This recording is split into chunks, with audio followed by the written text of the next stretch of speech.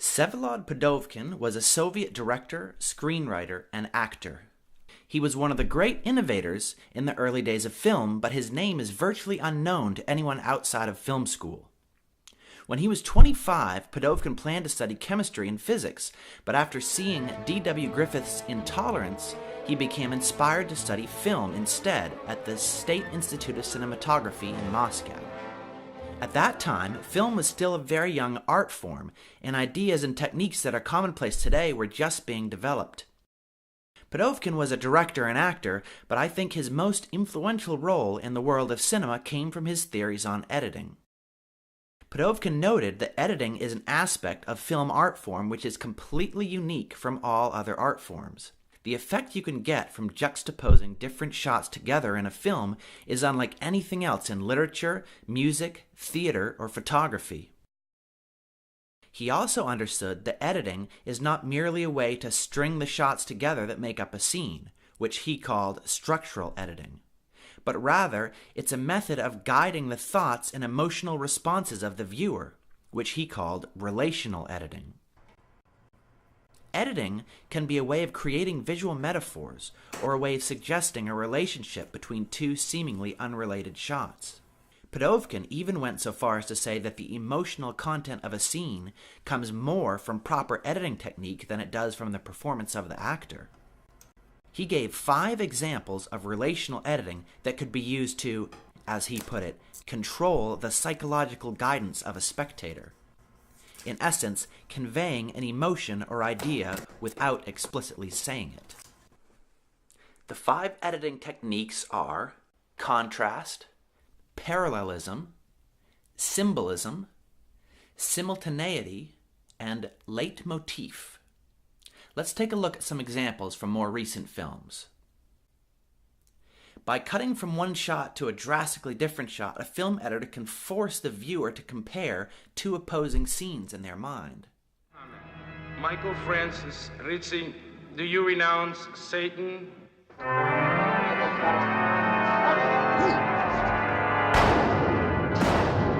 I do renounce him.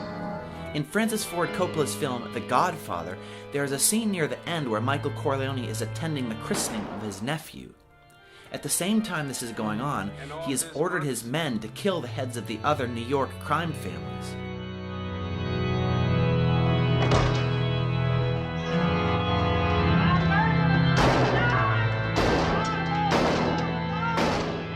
I do renounce them. The film cuts back and forth between the sacred ritual going on in the church and the murders going on around the city. Even as Michael renounces the devil, his men are gunning people down. The contrast between these 2 scenarios helps to illustrate just how far Michael is willing to go and the depths of his hypocrisy and deceitfulness.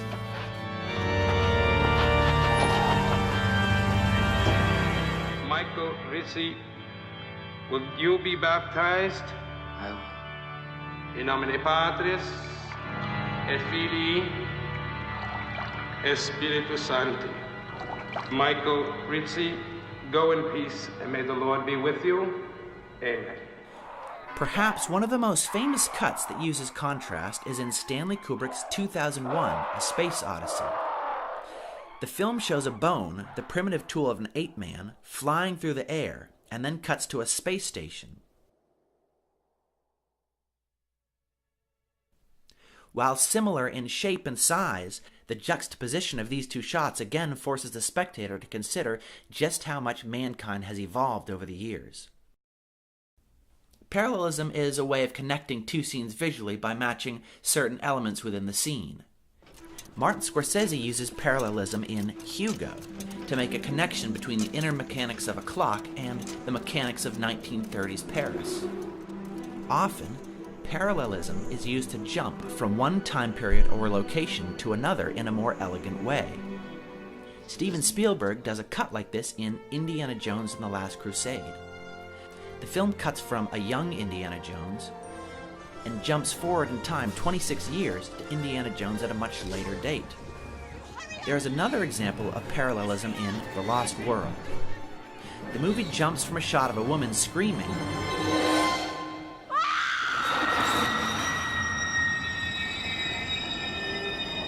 to to Jeff Goldblum yawning on a train platform as train brakes screech in the background.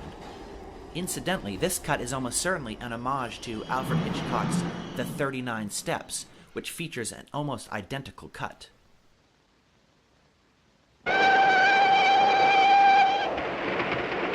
In Strangers on a Train, Hitchcock used parallelism when cutting back and forth between the feet of two strangers walking on a train platform.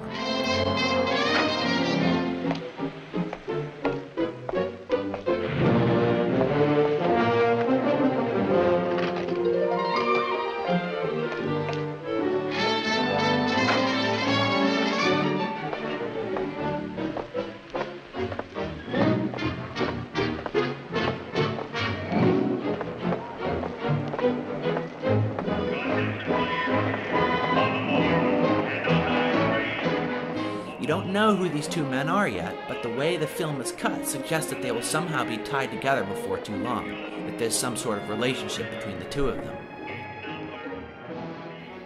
One of the most famous cuts of all times is a symbolic cut. In Lawrence of Arabia, T.E. Lawrence is trying to convince an officer that he should be allowed to go out to the desert. The man warns him and tells him just how hot and dangerous the desert can be. T.E. Lawrence holds up a match, and as he blows it out, the film cuts to a shot of the sun rising on the desert horizon. Lawrence, only two kinds of creature get fun in the desert, Bedouins and gods, and you're neither. Take it from me. For ordinary men, it's a burning, fiery furnace. No, Dryden. It's going to be fun. It is recognized that you have a funny sense of fun.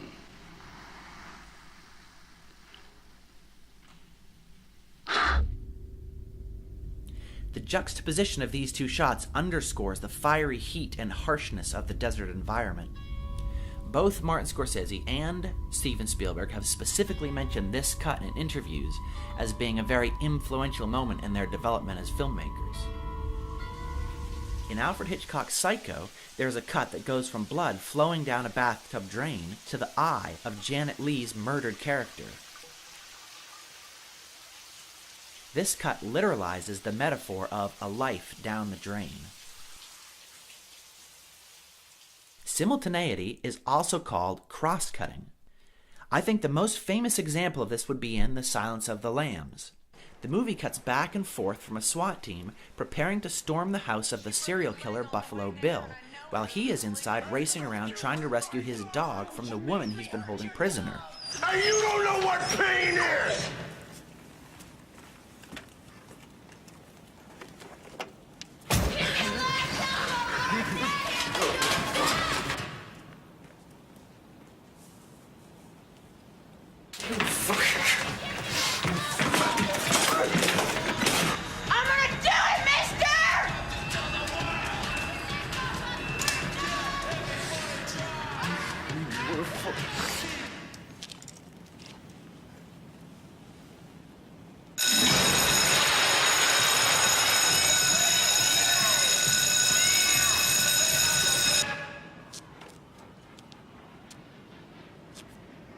The scene ends when the SWAT team rings the doorbell. At this point, we realize the cross-cutting has actually been a red herring. The SWAT team is at the wrong house, and FBI agent Clarice Starling is at the front door of the murderer all alone. This throws the viewer completely off, as one minute you think the killer is about to be captured, and in the next minute the situation is completely reversed and the lead actress is in extreme danger. Excuse me, sir. I really need to speak with you. Clear! Clear! What's the problem, officer? Well, I'm investigating the death of Frederica Bimmel.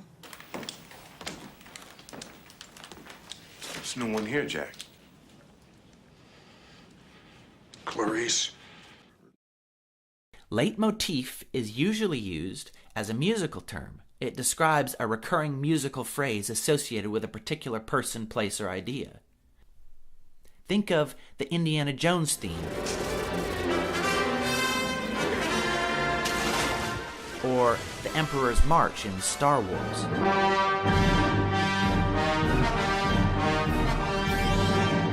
In this case, though, Pudovkin is using it in a visual sense, describing a recurring shot or scene that has some sort of meaning or symbolism. In the case of Spielberg's Jaws, the leitmotif of the underwater point of view shot was used.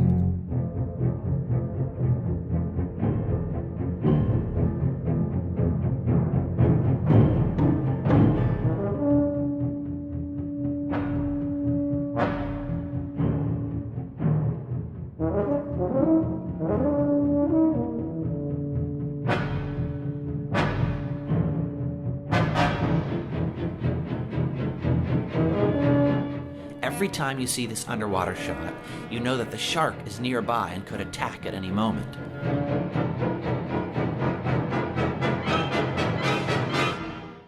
In High Noon, the leitmotif of the clock is shown over and over, making the viewer aware of how time is running out and how desperately Gary Cooper needs to find an ally before it's too late.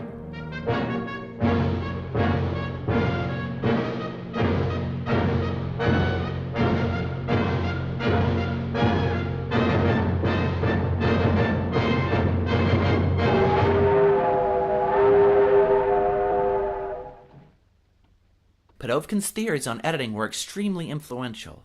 They were influential during his life, but they continue to be foundational for generations of filmmakers after him.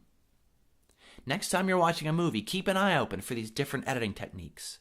It will give you clues about what the filmmaker is trying to say, as well as a better appreciation for visual storytelling. I'm Evan Richards. Thanks for watching.